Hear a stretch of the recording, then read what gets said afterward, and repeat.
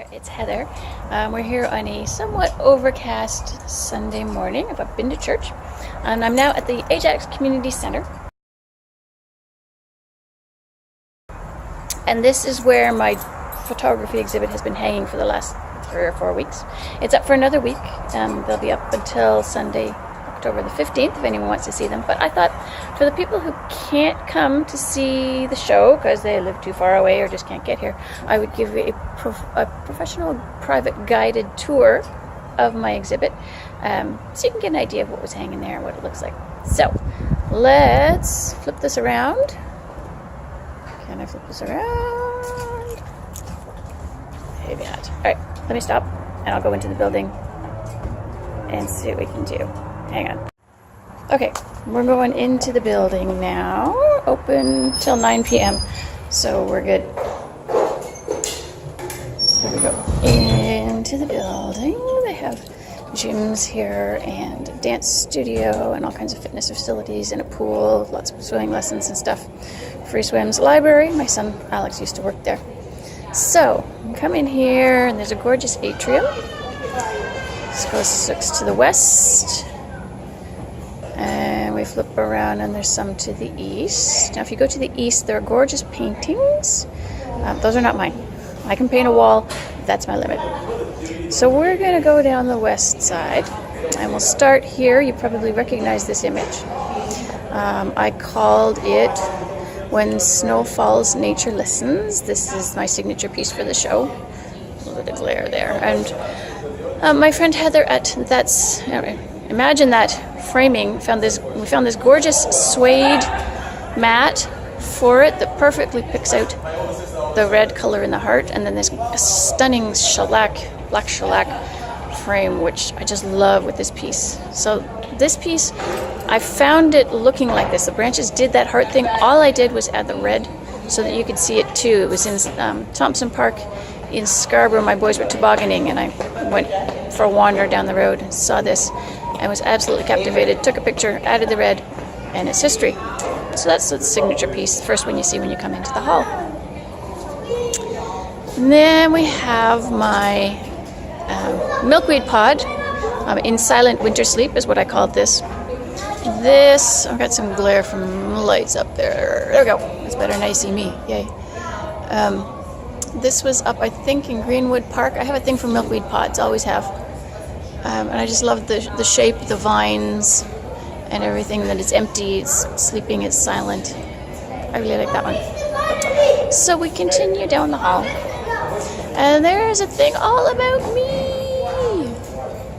Each artist who has a show up here gets this profile hanging on the wall. So that's the bit about me. Not all exciting, really, but you get the idea. So then, further down here, this one has hung here before. This is Step Into the Light. It was chosen for the juried photography exhibit this year, one of about 50 some images. It was the flower itself, the tulip was given to me. I went to the hair salon a week before Mother's Day, not this year but last year, and they were giving out flowers. So I had one tulip. So I set it on the kitchen table in the morning and took a picture of it just on its own, and then I turned it to black and white, and this is the result. And again, Heather at Imagine That Framing framed it beautifully. I love the chrome frame on that. It's got some fingerprints up at the top, needs cleaning. Anyway, this one I called Highway to the Danger Zone. Now, this was taken not on the ride, but beside the ride at Canada's Wonderland. It is now called, it's a roller coaster, suspended roller coaster. It's now called Flight Deck. But when it was originally built, it was called Top Gun, from the movie Top Gun. Hence the name of the piece. That's one of the songs that was in the movie. And again, Heather at Imagine That Gallery did the framing on this one, and it's really cool. It's got the coloring of the track in it. It's got a little bit of detail that makes it look kind of like a track. Just the whole thing works as one single piece. And on we go. You've probably seen this one before. This is my kitty cat. She was lying on the bed beside me on a Sunday afternoon, so I took her picture. It's called Relaxing on a Sunday Afternoon. The book she's leaning on is The Confidence Code, and it's just a really snuggly picture. I like to tie it with the phrase inhale, exhale, repeat, just to keep people reminded to stop and keep breathing. And the next piece, this one, everybody's captivated by this piece. Not sure what they think it's snow, they think it's frost, and it actually isn't. And the bonus is it is sold. Yay! So I have one sold. I called it a rather blustery day. What it is, it looks a little bit funny. It's actually, I took it in infrared. I had an infrared filter on the camera, which it captures the heat in the image. So leaves and grass, things that are warmer, are lighter colored. Things that are cold, the bench, the water, those are darker colors. And it requires a long exposure. So that's why the leaves at the upper right and the tree, they're kind of fuzzy. It's actually because they're blowing in the wind. But everybody was captivated by this picture, and it's kind of cool. It's down at the Rotary Waterfront Water Park area here in Ajax. And this one I called Food for Thought. It's just at our local Sobeys grocery store, but I thought it was really cool just the way they matched all the colors of the peppers together and just made art out of what is really just vegetables. Kind of cool. This one I really love. It's very pretty, very simple. Get me out of there, you don't need me. But it is just a single water lily. It's in the lake at Manhattan Lake, which is up at the trailer park. And I called this Simplicity is Not a Simple Thing, because it's simple, but yet it's complex, all the workings of the flower and how it got to be there and everything. So it's just a quiet little piece of tranquility there. This is a fire extinguisher. It is not part of my exhibit. This, however, this is called Big, Not Very. It's the tiny center part of an orchid. I took that as a part of an exercise for one of my photography classes. We had a weekly theme, just a word or phrase for the week, and that week was big. And so I went to this, it was February, I went to the greenhouse. It was absolutely tropical and lush, and it was great to go in there for a little bit after all the snow and cold outside. But I found these orchids, I took pictures of them, and so I took the little tiny part of the orchid and made it big. Kind of pretty. This is called In the Deep Midwinter. It's a thistle. I found it by my mailbox. We don't have personal boxes. We have to go down the street around the corner to get them. But this was out by the mailbox, and it was like December, I think. So it was all dried up and frozen and nothing left. So there's no green, there's no purple, but there's still lots of color and detail in it. So I thought that was kind of cool. This was again one of my theme assignments, and the theme for this week was orderly. So I found this tree farm up Lake Ridge Road that had all these trees growing in nice, neat, orderly rows. And so I played around with the evening sunlight and the angles and stuff to get this this image. And I called it The Road to Success is Never a Straight Line. It's not quite a straight line, a little bit off. And then we have my mushrooms. This one I called No More Yielding But a Dream. It's a reference, it's a Shakespeare quote talking about fairies, because I like to think that these mushrooms were up at the trailer. There used to be a big, I can never remember, walnut tree, I think, behind the old trailer, and these mushrooms were growing at the base of it. They're really not as big as they look in the picture. They're teeny tiny, but they had so much texture and cool stuff, and I just sort of worked with it, and you can sort of feel that the fairies are nearby. They're close. They're around, and they'll be showing up shortly after you leave. This one has been seen before numerous times. It's hung here before. It was chosen for the photography exhibit in 2015. This is, of course, my son Alex, my muse, and his bass. His old bass now. He has a new one.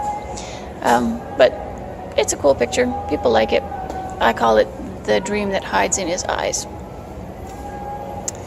So this next piece is taken at Camp 30. Camp 30 was, it's a place in northeast of Bowmanville, and I didn't know it was there. We went there on a field trip with my photography class, and it used to be a World War II German prisoner of war camp. So there were German prisoners of war in North Bowmanville, if you can imagine that. It was also used as a school for boys with bad behavior and a couple of other things. It's been abandoned, vandalized, it's all in ruins, but it's a really cool place to take pictures. I've taken a number of them. This one I called Through the Eyes of History, because you're looking through an old broken window, but there's still stuff growing, there's still stuff green in the vicinity. So you can find Camp 30 online if you wanted to get more history about it. It's a really cool place. Oh, look, there's Alex again. This again was chosen for the photography exhibition here. So that was a 2016 entry. This is the back of Alex. Walking down a train track in Pickering. I called it Dreams Come True If We Have the Courage to Pursue Them. So he's walking down the tracks towards his future, towards his story. He's walking into what he wants to be and do with his life. Alrighty, and then this one is, the title is now a little bit more meaningful. It's called You Belong Among the Wildflowers. It was taken at Greenwood Conservation Area a couple of summers ago. I was out there with my dog taking a walk and I took this picture, but that line is from a Tom Petty song, and he passed away this week. So it means a little bit more now. I kind of like the colors of the fence. It's sort of a bluish, contrasting with the green and the gold of the goldenrod, so I kind of like that picture. I believe there's worship going on in here because it's Sunday, and they keep opening the door and it's loud. So on we have 5 lights on the road to freedom. You may have seen this one before. This is Yamaha Roadstar 1700. I get to ride on the back of this sometimes. I didn't clean the bugs off of this one either before I shot it or in Photoshop, so it still has bugs on it. Sorry. This again was one of my theme projects. The theme this week was 5, and I spent the week trying to find something that was 5, something that was meaningful, interesting. 5 could not come up with anything. Nothing. And then the bike was out on the edge of the road, and I looked at it, and it doesn't have 5 lights. 1, 2, 3, 4, 5. Well, there we go.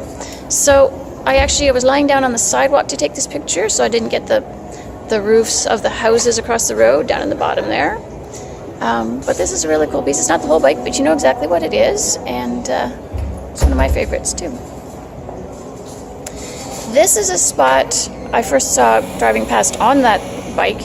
I called it At Sunrise Everything is Luminous but Not Clear. I like to look up quotes that kind of say something about what the image is. This is about 2 kilometers down the road from the trailer. We rode past it on the bike during the day, and I thought it would be beautiful at sunrise. So I got up bright and early at like 5 o'clock in the morning and went down, and apparently it's a fishing spot too. There were leftover worm cases and stuff there, but I waited for the sunrise and the mist and everything. It was just gorgeous. And then the blue frame just kind of accents the blue water, and it was peaceful and still. It was gorgeous. It's a beautiful spot. This kind of actually the title of the show is It's All in the Details, and it's taking pictures of stuff that people pass by and don't see in their hurry to get places. And this is near Campbell Croft on County Road 9, north of Port Hope-ish. You can't see it like this anymore. I took this picture. It caught my eye. You can't really see it, but there's an old classic car in the basement there, all the glare and stuff. But like a month and a half ago, Kevin and I were driving past this on the way to the trailer. He's driven to the trailer for 40 years, driven past it countless times. He was looking at the pictures that were going to be hanging at this exhibit and said, "Where's the barn?" I said, "It's Campbell Croft. You've driven past it a million times." Well, yes, he'd driven past it a million times, but he'd never seen it. He'd never stopped to see it. So that's what that's all about. They've since boarded up the hole here, so there's a sign up there. You can't see the tractor anymore, but it is still there, and the barn's still there for now, till it falls down. This piece, not a single image but a collage, and it also epitomizes the it's all in the details business. This is Kevin's 1935 Ford truck. He and his dad spent like 34 years refinishing it.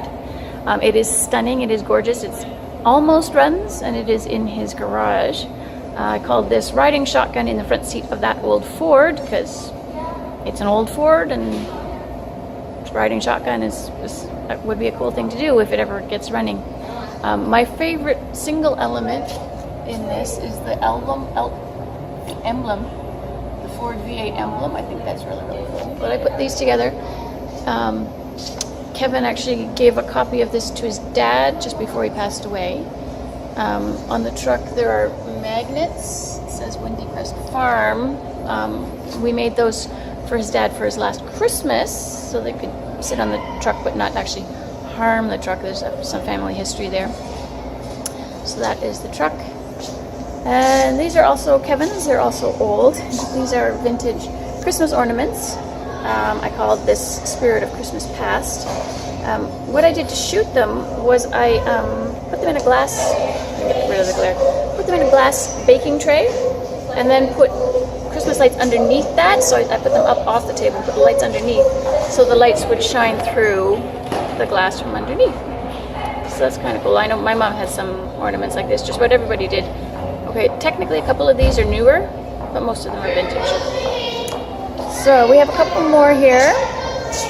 This one is Daylilies in the Evening. Again, these are Kevin's. He has a really nice garden with roses and stuff that I can take pictures of. I love the colors of these lilies. They just keep coming. We don't have to do anything to them. They just keep coming back every year. They're great. This is my newest image. I took it in July this year. This little guy was up at the trailer climbing on the irises. Technically he was going down, but I liked it better going this way. Try again. I call this Slow and Steady Wins the Race.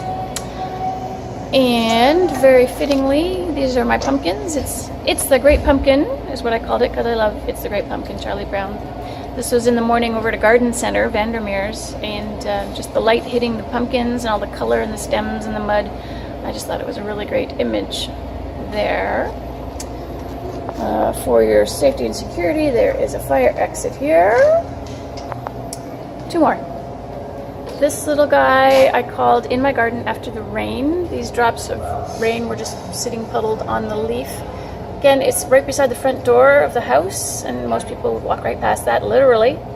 But I stopped and captured it, and I thought it was quite a cool image. And the last one, also from my garden, In My Garden, just a single tulip bloom. I love the purple colors. I love the shape of the petals. I like the clarity of just the middle part of the flower. I just love this piece. And that's everything that's here. Alright, so I hope you enjoyed that guided tour, private guided tour of my photo exhibit. They are up again here until Sunday the 15th. They'll be coming down on Monday the 16th. Sad. But they are here for a little while, and I hope you enjoyed seeing them and getting an idea of what the whole show is about. There are always pieces of art here, different kinds, whatever. When mine come down, something else is going to go up. So there's always art here in this space. And so I hope you have a gorgeous day. Thanks. Bye.